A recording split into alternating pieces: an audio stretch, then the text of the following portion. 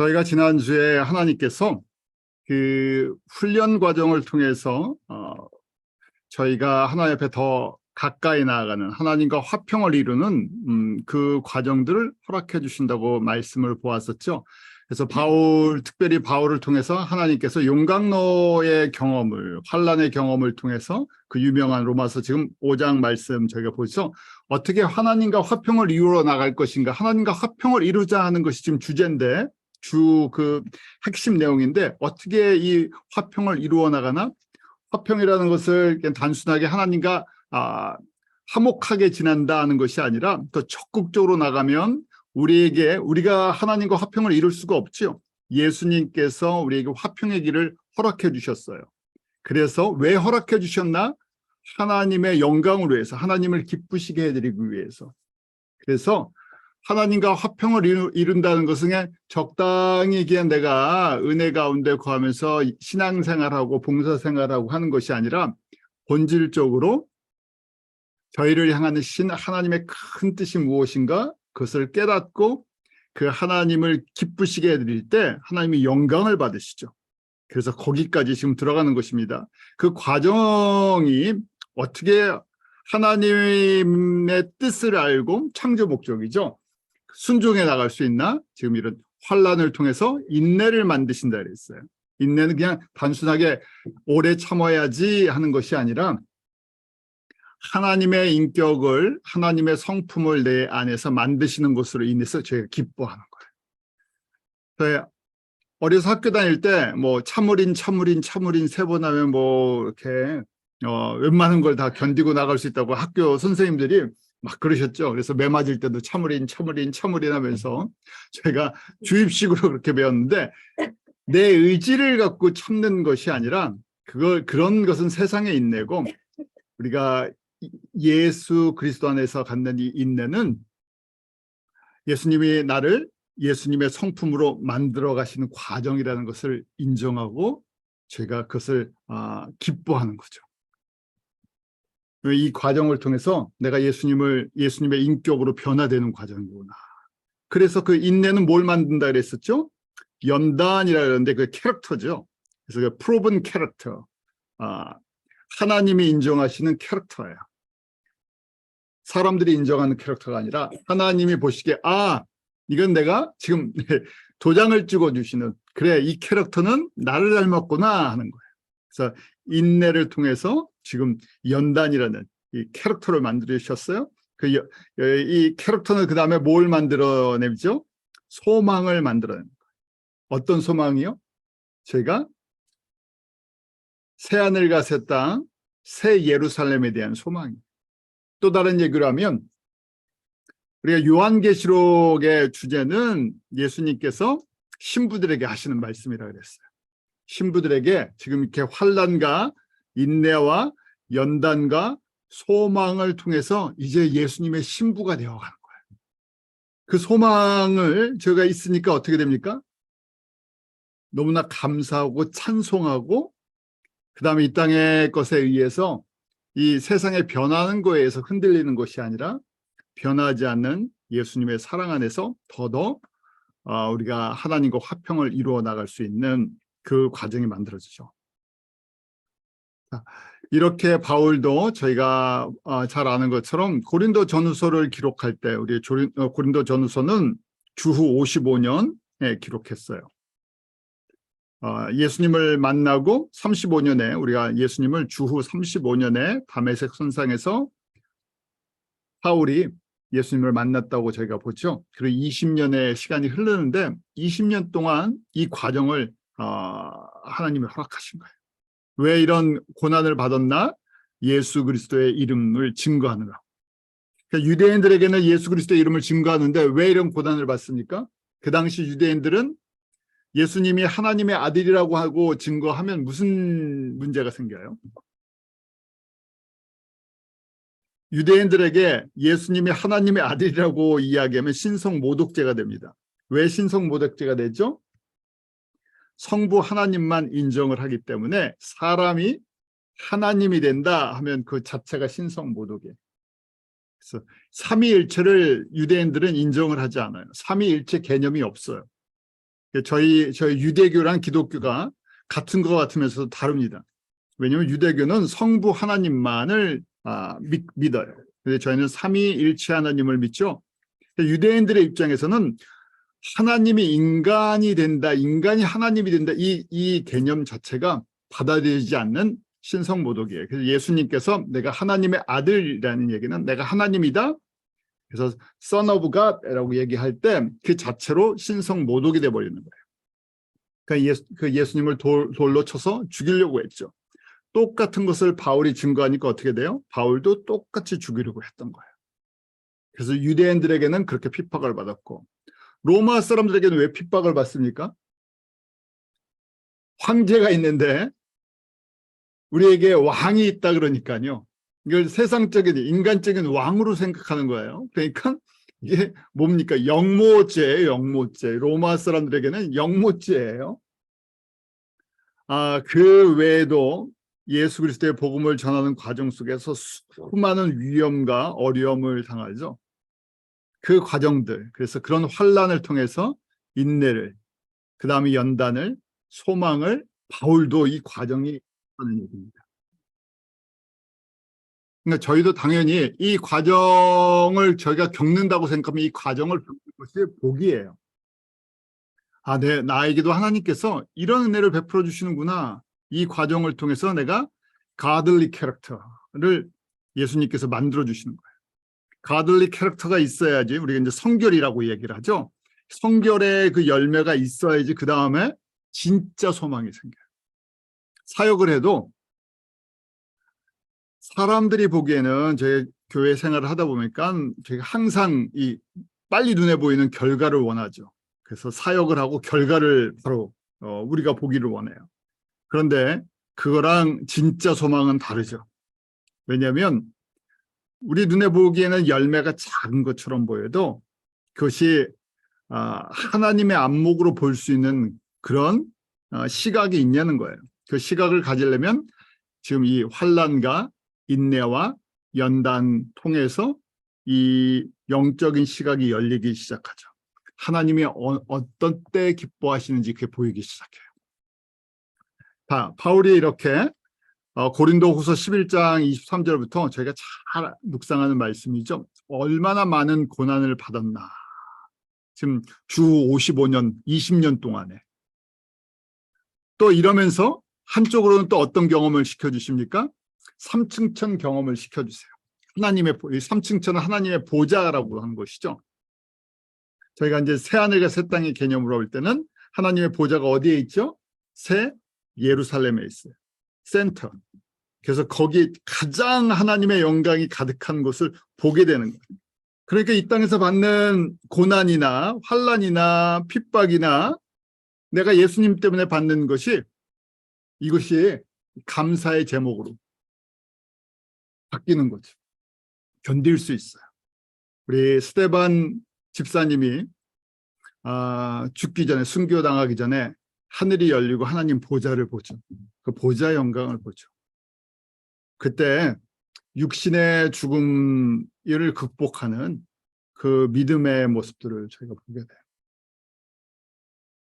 이것도 주님께서 특별히 보여주시는 그 은혜죠. 그리고 고린도후서 12장 1절에 보면 내가 부득불 자랑하노니 주의 한상과 계시를 말하리라. 내가 그리스도 안에 있는 한 사람을 아노니 14년 전에 그가 셋째 하늘에 이끌려 간 자다. 자기 자신을 3인칭 표현으로 썼죠. 하도 고린도 성도들이 무슨 영적인 특별한 은혜를 경험하면 그거 가지고 자랑하고 그거 갖고 누가 더 높냐 낮냐 그런 걸 갖고 경쟁도 하고 그러니까 부득불 자랑한다. 자랑 안 하고 싶은데 이 이야기를 좀 해줘야 되겠다는 거예요. 그래서 지금 11장에 이런 고난도 있었는데 또 지금 12장에 보면 14년 전이라고 그러니까 55년 빼기 14년이면 몇 년도쯤 되겠어요? 41년이니까 바울이 무명의 전도자로 생활할 때죠. 우리 45년에 안디옥 교회에 가서 지금 사역을 시작해서 46년에 1차 선교 여행을 갑니다. 그 전이에요. 그러니까 혼자 외로울 때, 아무도 인정해 주지 않을 때 기독교 공동체에서도 배척당하고 유대인에게도 배척당하고 혼자 외롭게 그렇게 지낼 때 그 많은 고난 속에서 이런 은혜를 베풀어 주셔서 달려갈 수 있는 힘을 주셨다는 거예요. 그래서 고린도후서 12장 4절에 보면 그가 낙원으로 이끌려가서 말할 수 없는 말을 들었으니 사람이 가히 이르지 못할 말이로다. 표현해도 알아듣지 못한다는 얘기예요. 바울이 이 과정을 통해서 지금 이런 과정을 통해서 지금 환난과 인내와 연단과 소망의 과정들을 허락받고 훈련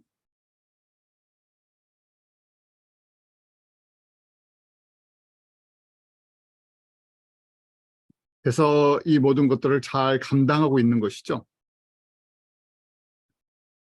자, 바울이 이걸로 또 훈련이 끝나지 않았어요. 2차 용광로 훈련이 또 남아 있는데 사실은 한쪽은 위대한 저희가 알고 있는 바울 사도, 이 이방인 사도로서 사역을 감당하고 또 한쪽은 우리가 잘 아는 대로 서신서를 기록하면서 이 신약 성경의 신약의 신학을 만들고 있어요. 그런데 또 그러면서 저희 같으면 어떻게 됩니까? 이 정도 위대한 사도면 그만 훈련을 하도 될 것 같은데 또 훈련이 아직도 남아 있어요.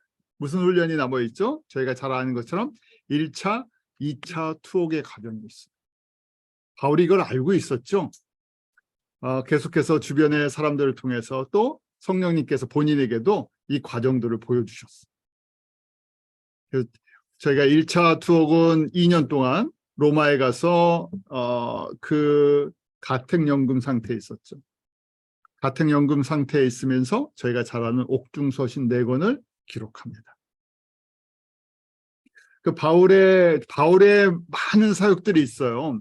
바울이 두란노선에서 에베소에서 이방인 제자들을 양육해서 이방인 선교사로 파송을 합니다.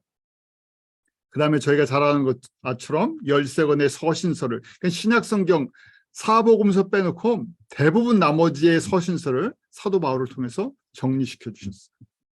그러니까 신약의 이 신학이, 예수 그리스도의 신학이 바울을 통해서 정리가 되었죠. 그러면서도 또 개척 선교사의 사명을 감당하면서 계속 움직이고 있죠. 이렇게 바울이 이러면서 지금 저희가 잘 아는 것처럼 고린도 전후서를 주후 55년에 기록했다 그랬죠. 3차 여행 중간에 20년 훈련받고, 그래서 그 유명한 고린도전서 13장을 기록합니다. 20년을 훈련받았을 때 비로소 우리가 이 바울이 그리스도인의 핵심적인 캐릭터가 무엇인가를 갖다 정리해 주는 거예요. 바울도 굉장히 강한 사람이에요. 그리고 어떻게 보면 완벽주의자죠. 그 다음에 태스크 오리엔티드, 철저하게 처음부터 아주 강하게 사역을 밀고 나갔던 사람보다. 그런데 그 시간이 지나면서 깨어지죠. 누구보다도 자존심이 강했던 사람이에요. 유대인 중에 유대인이고 바리새인 중에 바리새인이고 가말리엘 제자였고, 세상으로 얘기하면 저희가 얘기하면 정말 유대인 중에서는 탑 클래스에 있었던 사람이죠. 아쉬움이 없었던 사람이에요. 누구한테 자존심 낮추고 할 사람이 아니죠. 그런데 어떻게 합니까? 가장 낮은 자리까지 다 낮춰버리세요. 사람들도 여러 가지 어려운 것이 있어요. 내가 깨어지기 어려운 부분들, 우리 내 안에 있는 자존심, 여러 가지 있잖아요. 물질의 어려움을 당하시는 분도 있고, 뭐 가정의 어려움을 당하시는 분도 있고. 그런데 사람이 제일 많이 힘들어하는 것이 자존심 깨지는 거죠. 다른 거는 조금 견뎌도요, 이 자존심이 깨지면 내가 없어지는 것 같은 그런 아픔이 있어요. 자, 바울도 이 과정을 통해서 이렇게 지금 만들어 주신 거예요. 자, 왜 바울에게 이런 훈련을 허락하셨나요? 바울같이 이 위대한 사람도요, 첫 번째 목적이에요. 로마서 5장 1절. 그러므로 우리가 믿음으로 의롭다 하심을 받았으니 우리 주 예수 그리스도로 말미암아 하나님과 화평을 누리자. 사람이 아무리 똑똑하고 믿음이 있다 그래도 하나님과 그냥 화평이 이루어지지 않는다는 얘기예요. 뭘 통해서요? 훈련을 통해서. 다른 얘기로는요, 훈련을 통해서 은혜가 진짜 무엇인지를 깨닫게 되고 하나님의 사랑이 무엇인지를 그 십자가의 은혜가 자꾸만 묵상이 되어지는 거예요. 그래서 사실은 예수님을 닮아가는 이 과정들이 만들어지는데 우리가 육신은 나이가 먹고 성장이 멈추죠.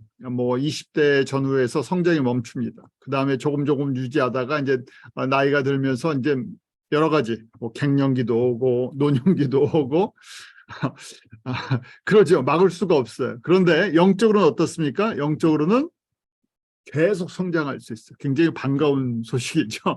저희가 육신은 우리가 이 부패하고 쇠하지만요. 영은 우리의 영 안에 우리 예수님을 담는 이 부분은요. 계속해서 성장할 수 있어요. 성장은 저희가 지금 계속 9번째 4장에서도 봤지만 믿음이 성장하려면 가장 필요한 게 무엇이었죠? 믿음이 성장하려면요. 로마서 10장에도 나오고요. 믿음이 성장하려면 제일 필요한 게 뭡니까? 너무 어렵게 생각하지 마시고요. 말씀이 있죠. 믿음은 말씀을 들으면서 그 말씀은 그리스도 예수의 말씀이에요. 양식도 그렇잖아요. 저희가 아무리 뭐 해도 하루 정말 밸런스 있는 3끼의 음식을 잘 먹고 소화를 시켜야 돼요. 그게 공급이 안 되면 건강을 지킬 수가 없어요. 육신이 망가지면 어떻게 되죠? 다 연결이 돼 있으니까 우리 혼도 망가져요. 이 그릇이랑 내용을 담는 거라서요. 다 같이 연결이 돼 있어요. 반대로 지금 이 안에 이 밸런스를 잃어버리면 다 잃어버리죠. 그래서 지금 하나님 우리 화평을 이루어가는 과정이 그냥 만들어지지 않고 이 과정을 통해서 지금 내가 예수님을 더 알고 예수님을 닮아가고 그 예수님을 닮아갈 때 성장이 어느 정도 됐을 때 비로소 아버지가 기뻐하시는 일이 무엇인지를 볼 수 있어요. 하나님이 정말 우리를 통해서 원하시는 일이 보이지 않으면 어떤 일을 하게 되죠? 내가 보기에 좋은 일들을 하게 돼 있어요. 자, 이 과정을 바울에게 원하셨던 거예요. 정말 하나님 창조 목적을 깨닫고 순종하는 과정들을 바울에게도 똑같이 허락하신 거예요. 두 번째, 바울을 통해서 하나님이 특별한 계획을 갖고 했죠. 영광을 받기로 원하셨어요. 바울을 통해서 예수 그리스도의 복음이 이방인에게 증거되는 그 길을 열게 하셨어요. 왜요? 하나님의 뜻이 이 복음이 어디로 가야 되기 때문에요. 유대인이 먼저가 아니라 이방인에게 가야 되기 때문에. 대부분 예수님의 제자들이 이걸 보지 못했어요. 바울에게 이걸 보여주셨죠. 그러니까 더 특별한 훈련을 많이 시켜주신 거예요. 누구보다도 센트리즘이라는데 이 자민족 의식이 너무 강했던 사람이에요. 제일 안 깨졌던 사람이에요. 근데 이 사람을 변화시켜서 타민족 이방인에게 가게 하시려니까요. 보통 방법으로 되지 않았었죠. 제가 항상 강조하지만 저희가 북미에 사는 것 자체가 하나님의 특별한 은혜라고요. 왜냐하면 저희가 만약에 한번 생각해 보세요. 저희가 한국에 살았으면 똑같은 말씀을 들어도요. 이게 잘 깨달아지질 않아요. 타문화 경험이 약하면요. 우리가 마이너리티로 우리가 감사한 거는요. 또 마이너리티로 소수민족으로 사는 거예요. 여기서 우리가 머저리티로 살면요. 이 또 소수민족이 겪는 아픔을 저희가 잘 몰라요. 이 복음을 전하는 사람들은 항상 소수예요. 그중에 지금 바울처럼 하나님의 영광을 위해서 이 복음이 이방인에게로 흘러가야 하는 예수 그리스도의 말씀이 이방인에게로 흘러가야 된다는 것을 깨닫고 순종하는 사람은 그중에서도 더 소수예요. 그래서 바울이 같은 교인들에게도 예루살렘 교회에 있는 성도들에게도 핍박을 받았잖아요. 왜요? 보는 뷰가 다르기 때문에. 같은 하나님의 자녀들인데 예루살렘에 있는 성도들은 유대인 중심으로 봤어요. 근데 똑같은 바울인데 이게 이민자 그룹이었죠. 디아스포라 유대인이었어요. 깨뜨리니까 이 이 복음이 이방인에 가는 거에 대해서 눈이 열리고 그 다음에 이미 준비가 돼 있었어요. 타문화에서 살았기 때문에. 그래서 로마 시민권도 허락하셨죠. 바울은 왜 로마 시민권을 허락했는지 영적으로는 알지 못했어요. 근데 그 로마 시민권을 통해서 바울이 로마 전체 복음화에 제일 앞장서는 리더가 되죠. 저희도 마찬가지잖아요. 저희가 미국에서 처음에 와서 사는 목적은 다 다르잖아요. 시민권을 받았다고 이제 가정할 때 시민권을 받은 목적이 다 다르실 거예요. 그런데 왜 저에게 시민권을 허락하셨습니까? 바울 케이스를 보니까 저희를 통해서 바울이 이방 선교의 추수를 시작했으면 저희는 뭘 하라고요? 마지막 추수를 하라고요. 그래서 바울도 순교할 때까지 훈련을 받았어요. 68년에 2차 투옥돼서 67년에 잡혀서 68년에 순교하죠. 그리고 순교하기 전에 우리 4차 선교 여행을 65년에서 67년 떠납니다. 그러니까 지금 한쪽에서는 계속 훈련을 받아요. 근데 바울이 영적인 눈이 밝아져서 한쪽에서는 훈련을 받지만 이 훈련 과정 한쪽에서는 훈련을 받고 사명을 감당하고 그 다음에 받을 영광이 있었어요. 그 영광을 위해서 달려가죠. 디모데후서에 보면 바울이 마지막 서신서예요. 자신의 영적인 아들 디모데에게 마지막 유언과 같은 메시지를 남겨줍니다.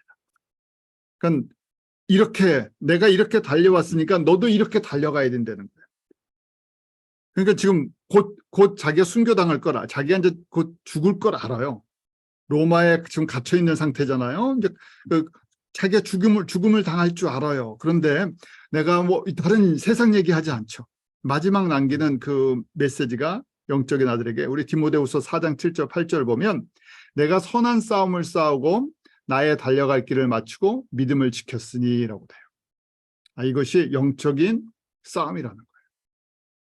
그리고 달려가야 한다. 세상에서도 그러잖아요. 어디를 보고 달리느냐에 따라서 인생의 다 달라진다는데 저희 믿음도 마찬가지예요. 믿음의 종착역을 알지 못하고 달려간다 그러면요. 그것처럼 안타까울 게 없을 것 같아요. 그런 의미에서 우리 믿음의 이 땅에 우리의 믿음의 여정의 끝이 무엇인가를 정확하게 알아야 되죠. 그것이 종말론이에요. 종말론은 무서운 얘기도 아니고 요한계시록이 우리의 끝의 모습이에요. 이 세상의 끝의 모습이고 새하늘과 새 땅의 그 영광의 모습이에요. 세상은 끝나지만 우리는 끝나는 게 아니죠.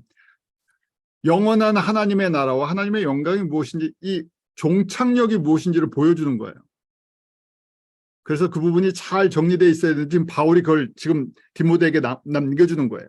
내가 지금 그 믿음을 가지고 지금 거의 다 달렸다는 얘기예요.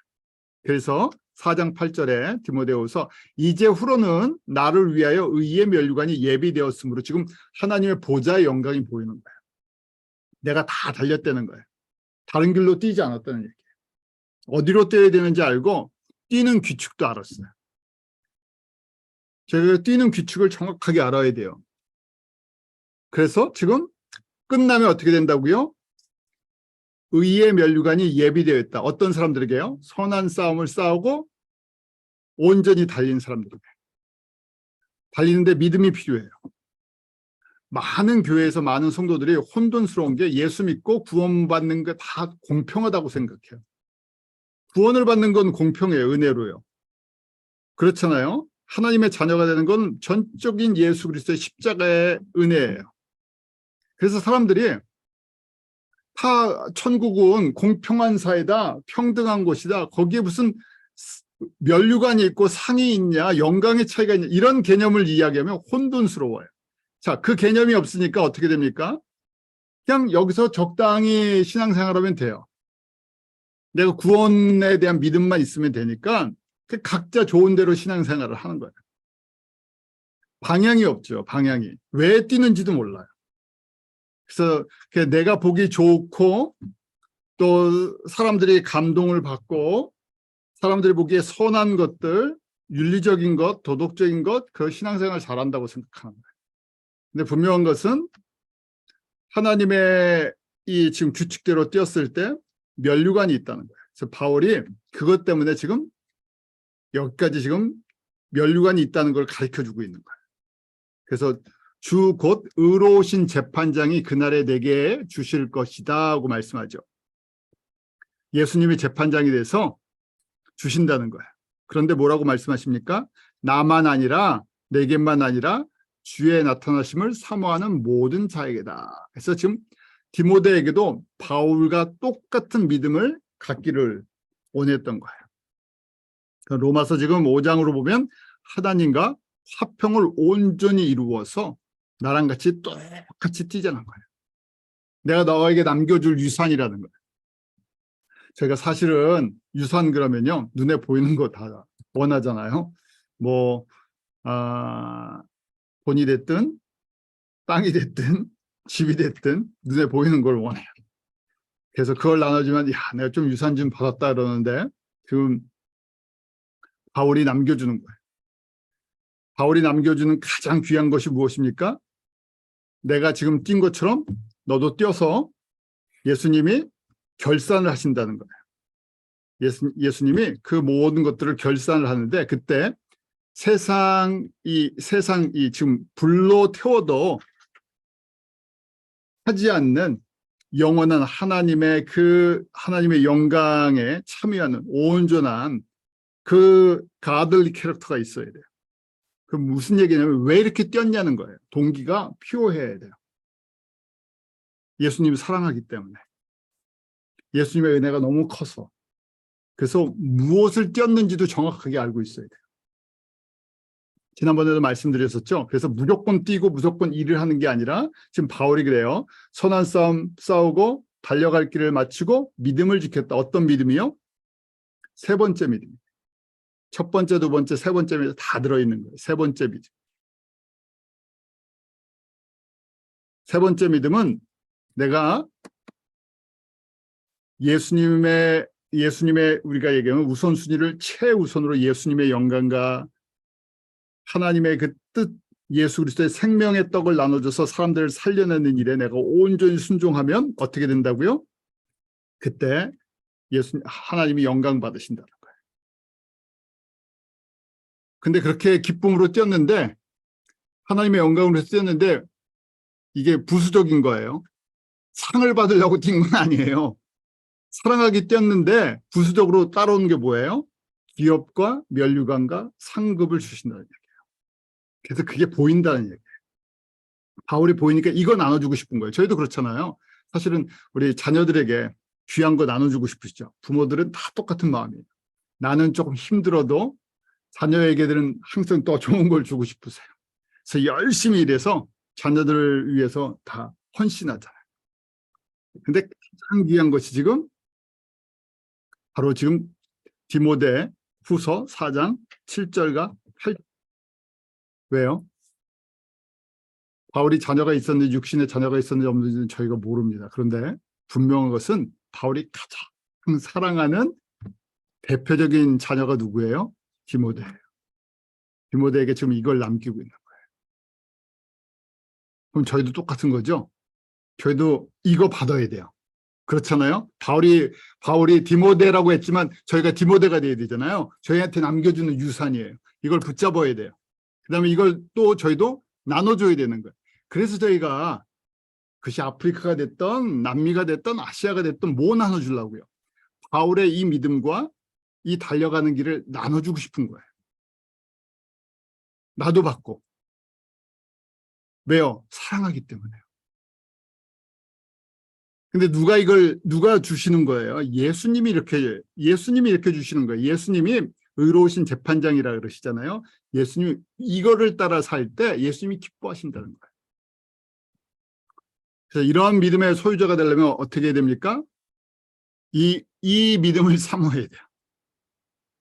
기도해야죠. 제가 기도할 때 기도 제목 많잖아요. 참 기도 제목이 너무 많아요. 그런데 내가 이 믿음을 먼저 달라고 하세요. 저희 간구할 게 너무 많아요. 그런데 큰 거를 구하고 나면 나머지는 어떻게 돼요?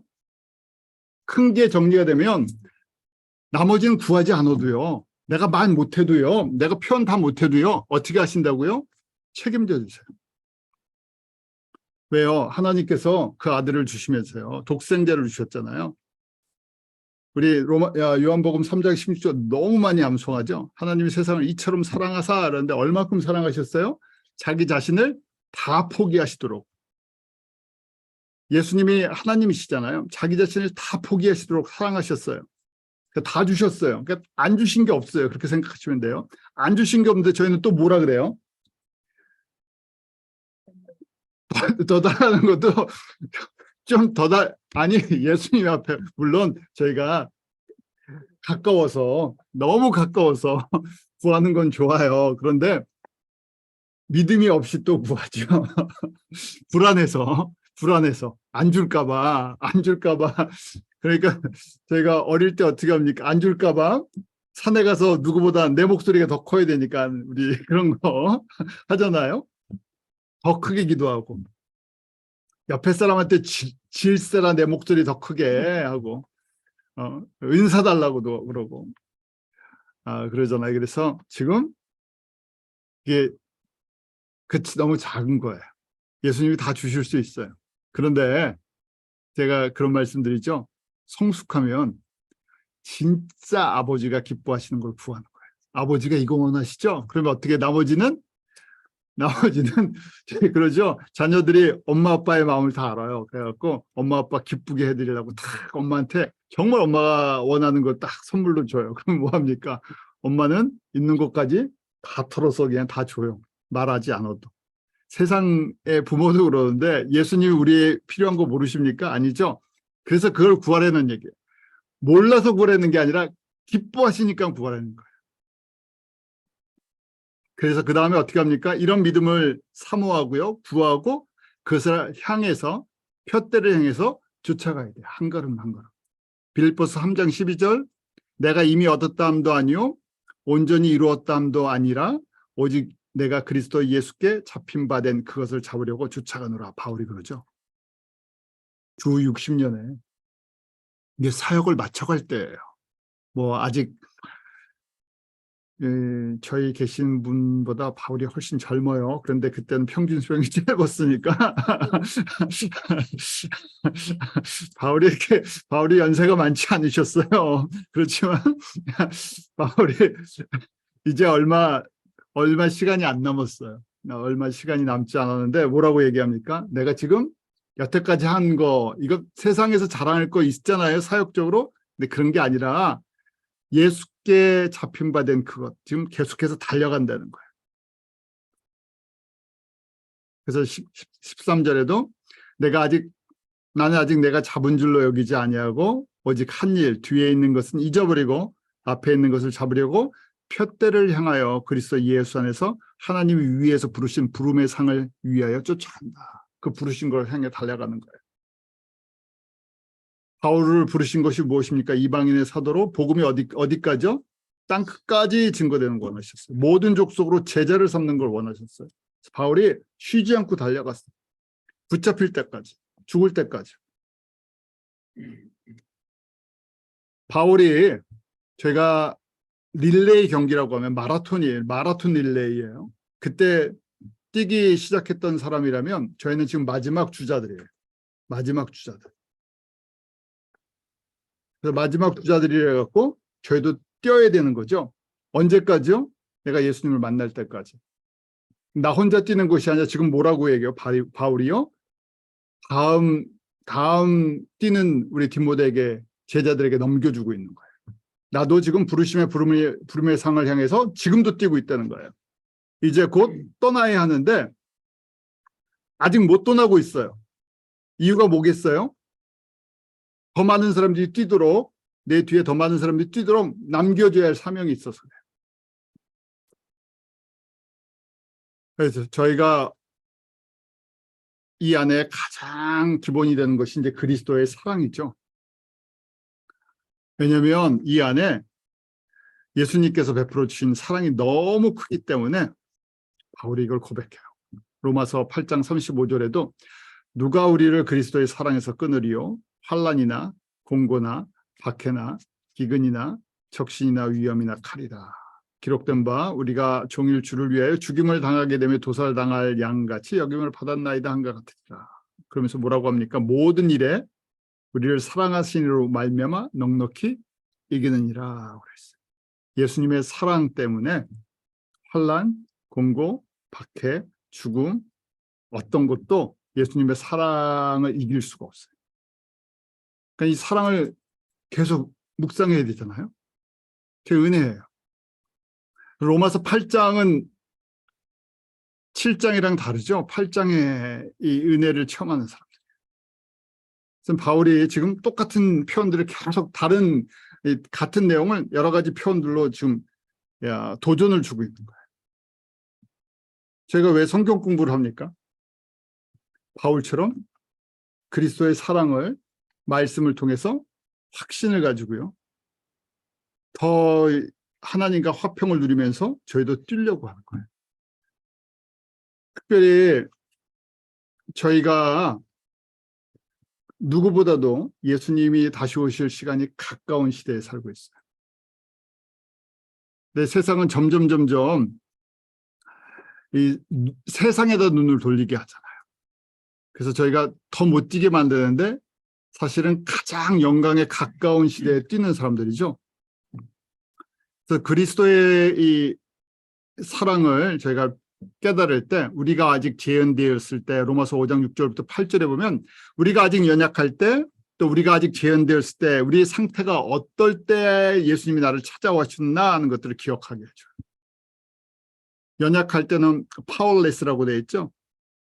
경건치 않은 자, ungodly. 죄인 되었을 때, 시너였을 때요. 그때 어떻게 하셨다고요? 사랑을 확증해 주셨다. 자랑할 게 없다는 거예요. 이게 지금 무슨 얘기예요? 예수님이 우리와의 관계 속에서 우리한테 뭘 기대할 수 있는 그런 처지가 아니에요. powerless, ungodly, sinner들이에요. 그러니까 저희가 예수님을 만나고 사는 건 저희가 덤으로 산다 그러죠. 그것뿐만 아니라 내가 예수님을 위해서 뛸 수 있는 것도 다 덤으로 뛰는 거예요. 이거 보면요. 우리 예수님을 만나기 전에 예수님이 나에게 찾아오셨을 때 예수님이 나를 위해서 십자가를 지실 때의 상태는요. 우리가 아무 가치가 없는 존재들이에요. 그냥 세상 얘기로 하면 써먹을 때 하나도 없어요. 보세요. 하나님의 눈으로 봤을 땐 써먹을 데가 없는 사람들이었는 거예요. 파워레스한, 저희가 이왕이면 파워 있는 사람을 쓰죠. 파워레스한 사람을 쓰겠어요? 하나님이 이 하나님의 성품이 거룩한 건데 언가들리한 이걸 언제 고쳐서 쓰겠어요? 그 다음에 죄인이라고 얘기를 하죠. 그때 저희에게 하나님의 사랑을 십자가에서 직접 보여주셨죠. 그래서 또 다른 얘기로는 원수되었다. 로마서 5장 10절에 보면 곧 우리가 원수되었다 그래요. 그 정도가 아니라요. 쓸모없는 정도가 아니라 이제는 뭐예요? 원래 우리 신분이요. 거기 원수되었다 그랬죠. 가스 에넘이라고 돼 있어요. 이건 보통 관계가 아니에요. 쓸모없는 정도가 아니라 이거는 원수라는 거예요. 대적의 관계.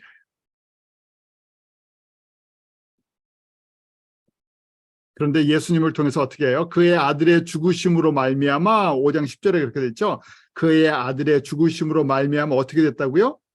화목해 되었다 그랬죠. reconciliation이라는 이 화목이라는 것이다. 깨어진 걸 갖다가 회복시키죠.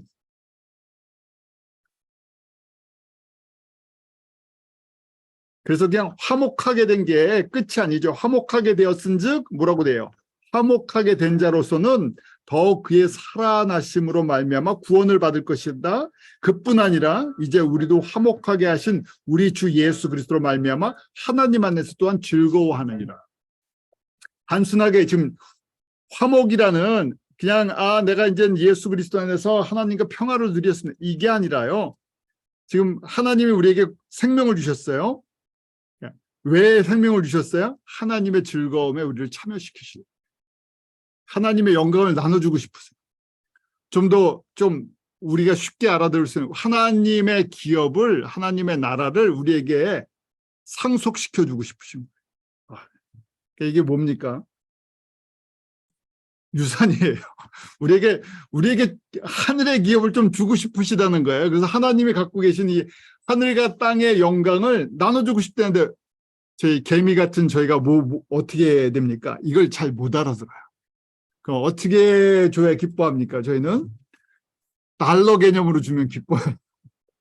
달러 개념으로 주면 기뻐하는데 이걸 하늘의 개념으로 주면 이게 너무 커갖고 개념이 안 와요. 그렇죠? 그래서 제가 말씀을 통해서 하나님의 그릇을 저희가 하나님이 갖고 계신 이 그릇과 영광을 저희가 말씀을 통해서 조금씩 이제 눈을 뜨는 거예요. 아, 하나님의 나라가 이렇게 크구나. 우리가 이 땅에 사는 거는 여기는 연습장이잖아요. 그 연습장에서 조금 우리 가르쳐 주는 거예요. 밸류 개념도요. 그래서 세상의 지혜를 통해서 이제 하늘의 지혜를 저희가 배워야 되는데 이 시작은 어디예요? 5장 10절, 로마서 5장 10절. 원수되었을 때 그의 아들의 죽으심으로 말미암아라고 되어 있죠. 예수님을 통해서 우리가 reconcile, 우리 회복이 되기 시작. 신분도 회복이 됐어요. 원수에서 자녀로. 그 다음에 신분만 회복이 된 것이 아니라 우리가 예수 그리스도 안에서 이제 성품도 회복이 돼요. ungodly character에서 godly character로. 근데 그 과정이 환난과 인내와 연단과 소망을 통해서 만들어져요. 근데 아무거나 갖다 다 붙이시면 안 돼요. 내 욕심 때문에 생기는 템테이션과 트라이얼은 구별이 되죠. 내가 예수님을 사랑하고 따라가는데 예수님의 이름을 위해서 살아가는데 어려움을 당할 때 그것은 환난이에요. 그리고 또 예수님 때문에 우리가 희생을 해야 돼요. 그 희생은 시간의 희생이 될 수도 있고 물질의 희생이 될 수도 있고 내 꿈을 희생할 수도 있고 내 젊음을 희생이라고 보죠. 우리는 희생이라고 보는데 사실은 즐거움에 참여하기 위한 투자예요. 네, 경제 개념으로. 제가 투자 개념을 좋아해 갖고 투자예요. 그래서 저희가 사실은 저희가 선교하는 게 희생을 하는 게 아니라 뭐 하는 거예요? 투자하는 거예요. 저는 뭡니까? 아니요, 전 투자 에이전트 하는 사람이에요. 브로커예요, 브로커. 제가 세상에서 투자 브로커를 안 써봐서 잘 모르는데, 저희 월스트리트에 있는 사람들이 브로커들이 많죠. 여러분들 그 재산을 갖다가 어떻게 하면 잘 그 가이드를 해줘서 이 프로핏을 남기게 해주느냐. 그래서 여러분들이 믿을 만한 투자 회사나 스탁이나 그다음에 본드에다가 할 수 있도록 가이드를 해드리죠. 저는 그런 포지션에 있는 사람이에요. 그러니까 목회자를 잘 만나셔야 돼요. 목회자가 여기서 투자해서요, 여기다 투자해서요 그래갖고 투자했는데 프로핏이 없는데도 투자하실 수 있어요. 왜냐하면 원리를 모르니까. 이 지금 성서적인 원리를 저희가 그래서 배우는 거예요. 그다음에 여러분들 연습하는 거예요. 선교지 가서 연습해 보는 거예요. 이게 진짜 투자할 때 이게 투자하는 게 맞습니까? 하고 저희가 현장에 가서 한번 보는 거예요. 그러다가 진짜 주님께서 여기가 진짜 내가 여기서 일하는 거 보이지? 하고 할 때 우리가 이제 영적인 이 말씀 속에서 눈이 떠지는 거예요. 어디다 투자를 해야 되는지. 그럴 때 저희가 이걸 통해서 어떻게 됩니까? 하나님의 즐거움에 참여하는 거예요.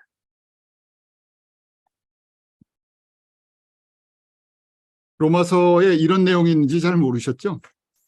로마서 5장이 바울이 지금 이걸 정리를 해주고 있어요. 그래서 로마서가 신학의 꽃이다, 서신서의 꽃이다고 이야기하는 것이 바울이 22년 동안 예수 그리스도를 증거하면서 따라가면서 훈련받으면서 하는 것을 종합적으로 정리하는 거예요. 그래서 로마서가 정리가 되면 사실은 모든 서신서가 다 정리가 되는 거예요. 왜냐하면 로마서보다 더 정리가 되어 있는 서신서는 없어요. 바울 서신의 최고판이니까. 그래서 이 서신서가 딱 정리가 되면 결국은 다른 서신서도 여기서 다 적용이 돼요. 다른 얘기로 하면 신약 성경의 복음서 빼고 나머지 서신서가 다 정리된다는 얘기예요. 여러분들이 이 말씀을 또 묵상하시는 그리고 소화하시는 은혜가 있기를 원합니다. 기도하겠습니다. 하나님 참 감사합니다. 저희들 바울을 통해서 저에게 주신 하나님의 말씀을 저희로 듣게 하시고 이 말씀이 저희 가운데 믿음으로 열매 맺기를 원합니다.